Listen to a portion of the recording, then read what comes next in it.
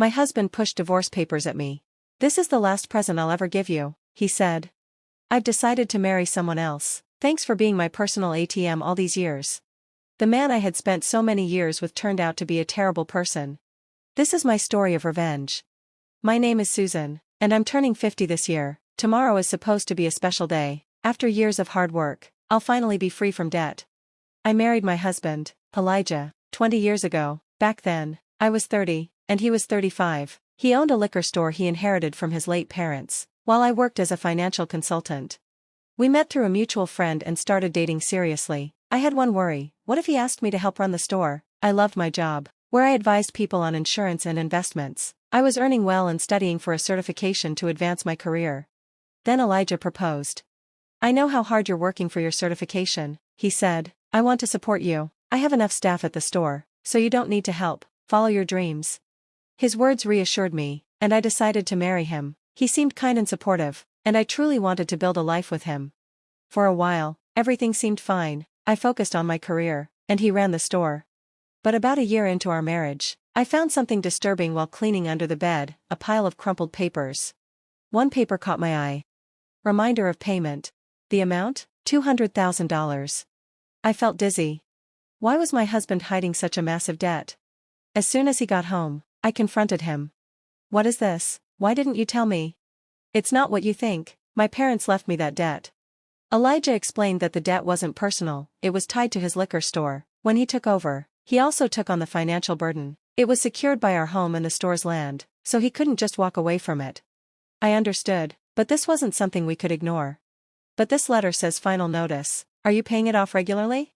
"I am, but sales aren't always great. Some months, I have to pay my employees first, so I asked the lenders to wait. That's why the letter came." At first, his explanation seemed reasonable, but missing payments was a serious issue. Then he said something that made me uneasy. "If you're so worried, why don't you help me pay it off? You make good money, don't you?" I hesitated. It was his store. "Husbands and wives are supposed to help each other," he insisted. "My debt is your debt too." "That's a bit sudden. Would you be okay if my store shut down? A lot of people depend on it." He wasn't wrong. His store was in a suburban area with few supermarkets. It sold fresh food, like meat and fish, and even offered home delivery. Customers relied on it. "Please, honey," he pleaded, "I'll handle the store, just help me with the debt." I admired his dedication. I didn't want to see his business fail. And as his wife, wasn't it my duty to support him? "Okay, I'll pay as much as I can every month from my salary. You just focus on running the store." I could help with money, but only he could manage the business. I was happy that he trusted me. But that was when everything started to change. 3 years passed since I took over his debt. Elijah started coming home late more often. "You smell like alcohol. Where were you?" I asked. "Just having drinks with customers," he said casually. I tried to brush it off, but I started noticing something else. "Honey, did you make the debt payment this month?" I asked one day. His tone changed. "I did last week." "Why?" "The store depends on you. Make sure you keep paying on time." Whenever he got drunk, he would start ordering me around. At first, I ignored it, thinking it was just the alcohol talking, but he did it so often that it started to bother me. He acted like it was normal for me to handle his debt. Then one night, he sighed. "William just had his 3rd kid. I'm jealous." William was his high school friend. Like Elijah, he owned a business. His wife also helped run it. I took a deep breath and brought up something I'd been thinking about. "Don't you think it's time for us to start a family?" Elijah's reaction was cold. "A baby? My business is finally doing well, and we still have debt. That would be irresponsible." I felt a sharp pain in my chest. "William has 3 kids, and they're managing fine. We could handle one." William's parents are still around, and his wife works in the store. Their situation is different. I couldn't argue with that. But I had always dreamed of having children after getting married. And just like that, my dream was crushed. "So until I pay off your debt, we can't have a baby?" I asked. Elijah smirked. "Well, yeah, if you pay it off quickly, maybe I'll think about it." His words made me sick, but I was desperate. I threw myself into work, determined to pay off the debt as soon as possible. I earned certifications, took promotions, and increased my salary.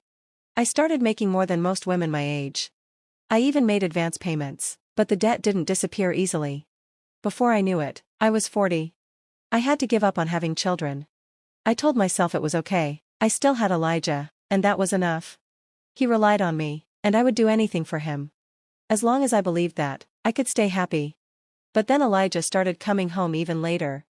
And some nights, he didn't come home at all. Morning blurred into night as I worked in the store. Time slipped away before I even noticed the sun rising. Elijah worked hard to keep the business running, and seeing that, I felt I had to do my best too. We were in this together, building a future, selling for something better. The years passed, and finally, the day arrived. Tomorrow, I would make the last payment. For 20 years, I sacrificed luxuries, passing up vacations, nice dinners, even small indulgences, all for the sake of that debt. But after tomorrow, I could spend my hard-earned money however I wanted. Ever since I got married, money had dictated my life. We had never traveled, never even celebrated in a nice restaurant. But we were still in our 50s, there was still time to enjoy life. That night, I took a day off. I prepared a special dinner, more extravagant than usual, a bottle of wine. I even baked Elijah's favorite chocolate cake. I wanted to celebrate our freedom. When Elijah came home, I set everything on the table and smiled. Finally, it feels like it's been a long time, but the last 20 years went by so fast, didn't they, honey? His head hung low, his shoulders trembled. For a moment, I thought he was crying from happiness. But then, he laughed. Not just a chuckle, a deep, eerie, almost hysterical laugh. Something was wrong. What the hell is going on? Are you okay? I asked, confused. Then, my husband, the man I had spent 20 years supporting, looked at me with a smirk and said the unthinkable. You're dismissed now. I blinked. What? I'm grateful to you for the past 20 years. Thanks to you paying off all my debt, I'm finally free. Great job, I don't need you anymore. The world around me tilted. What are you talking about? He pulled something out of his bag and tossed it onto the table. Petition for divorce. Bold letters stabbed into my vision like a knife. I've decided to marry someone else, he said proudly. So, you're no longer useful to me. Thanks for being my personal cash dispenser. My breath caught in my throat. You're getting remarried? Have you been cheating on me this whole time? His expression didn't change. I was never unfaithful, he said smoothly. I just found my next wife. That's why I waited for you to finish paying off my debt before leaving. Tears burned in my eyes, not just because of his cruelty, but because of the feast I had prepared, now nothing more than a bitter joke. Get the hell out of here, he said, shoving the divorce papers toward me. Something inside me snapped. Rage drowned out my sadness. Okay, I said, voice low and steady, but you will regret this. He sneered. No, I won't. Why would I regret divorcing an old hag like you? An old hag? I stared at him, this middle-aged man who thought he was still young. How pathetic. I picked up the papers, meeting his arrogant gaze with cool detachment. I'll be in touch, I said simply. I packed my belongings and walked out, leaving behind 20 years of my life. Only when I was alone did the tears finally fall. But I wouldn't stay broken for long. The very next day, I called my lawyer. I drafted a divorce agreement and had him send it to Elijah. I also requested a background check on his so-called bride-to-be. Then, the phone rang. It was him. Susan, what the hell is this document? I could hear his panic. His voice, usually so smug, was trembling. I smiled. That's our divorce agreement, I said. Is there a problem? I know what it is. I'm talking about this loan agreement. Why the hell do I have to pay you back? His anger was music to my ears. Crazy, this is not right, he yelled. He was referring to the section about spousal loans, the money I had paid on his behalf during the marriage. It meant he had to pay me back. You chose to help me out of goodwill, he shouted. Why are you bringing up the past? I laughed softly. I did it as your wife, I said, but we're not married anymore. That's a different story. That's when it hit him. The regret he once mocked, he was feeling it now. He thought he had won. He thought I would walk away empty-handed. But I wasn't stupid. I had spent 20 years dealing with money, handling insurance, investments, contracts. I had connections, and I used them. With interest, the total amount he owed me was over $300,000. And I would make damn sure he paid every cent. His voice shook with fury. But I was calm. Because I had already won. He really thought he could get rid of me without alimony. How ludicrous. You know I don't have much money, he whined.